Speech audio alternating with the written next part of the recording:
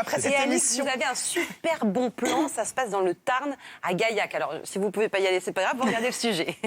Oui, c'est une petite ville près de Toulouse. Donc, Gaillac, 15 000 habitants. Petite ville à l'origine connue pour son vin. Et il se trouve que cette ville est jumelée avec une autre toute petite ville de Chine, 3 millions d'habitants, Jingong. Et depuis ce jumelage, en fait, la municipalité... petite ville, c'était ironique parce que je... Non, mais j'ai apprécié la prononciation. Ah oui, moi, je suis fasciné par votre maîtrise du chinois et de la Chine. Merci, c'est très gentil. Et voilà, depuis ce jumelage, en fait, la municipalité multiplie les actions culturelles qui mettent la Chine à l'honneur, notamment un festival des lanternes. Et je ne parle pas de petits lampions, de petites loupiottes, mais je parle de lanternes monumentales qu'on est allé voir avec Louis Sibylle.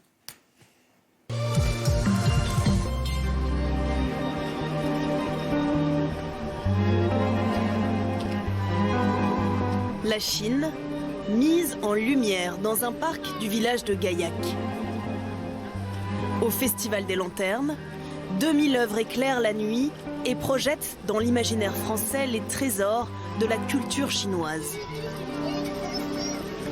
À côté de la Grande Muraille de Chine, un Bouddha de 18 mètres de haut.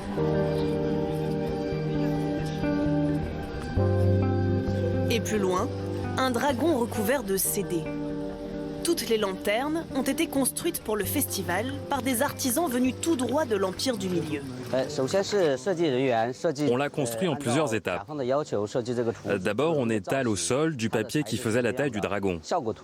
Puis on installe l'armature pour faire un dragon en 3D. Ce qui recouvre la lanterne, c'est du tissu en soie qui a été peint et qui est cousu sur le dragon. Et en tout dernier, on installe les LED à l'intérieur et on colle les CD.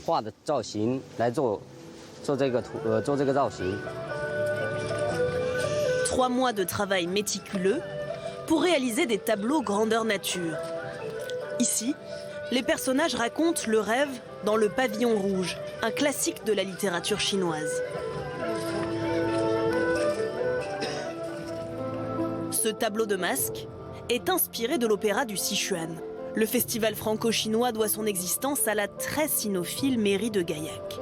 Alors je pense que ce qui plaît, c'est la valorisation du savoir-faire, la création de lanternes monumentales. Et on raconte une histoire et on est vraiment en immersion totale dans cette civilisation chinoise, que ce soit au travers de tous ces tableaux, finalement une exposition en plein air. Et toujours en plein air, le dépaysement se poursuit pendant ce spectacle de transformistes du visage.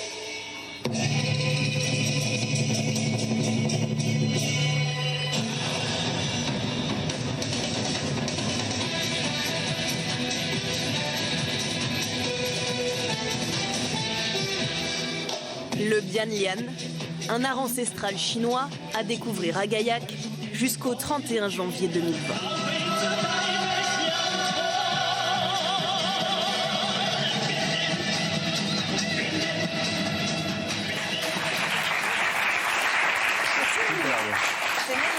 Impressionnant, et c'est aussi une machine à cash parce que l'événement a ramené l'année dernière 5 millions d'euros et il coûtait 2 millions à faire. Je vous laisse faire le calcul. En chinois, en chinois, s'il vous plaît. Ça fait combien donc ça fait des gros bénéfices pour l'entreprise chinoise qui organise ça et pour la mairie de la petite ville.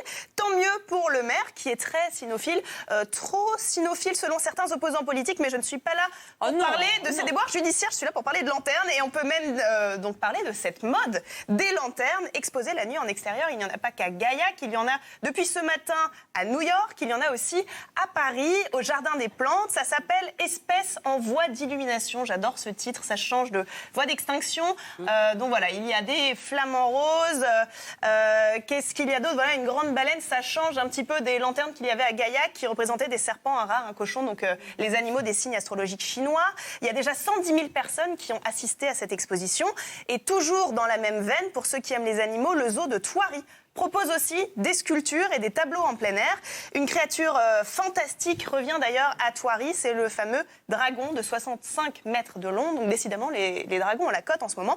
Ça marche très bien auprès des familles. D'ailleurs, c'est ancré dans une autre mode en ce moment qui est la mode du gigantisme. Ce sont ces œuvres XXL qu'on retrouve beaucoup dans l'art contemporain. En tout cas, allez au Festival des Lanternes à Gaillac, c'est très beau, c'est ouvert jusqu'au 31 janvier 2020 et c'est parfait peut-être après un dîner un peu indigeste en famille. Merci beaucoup Alix.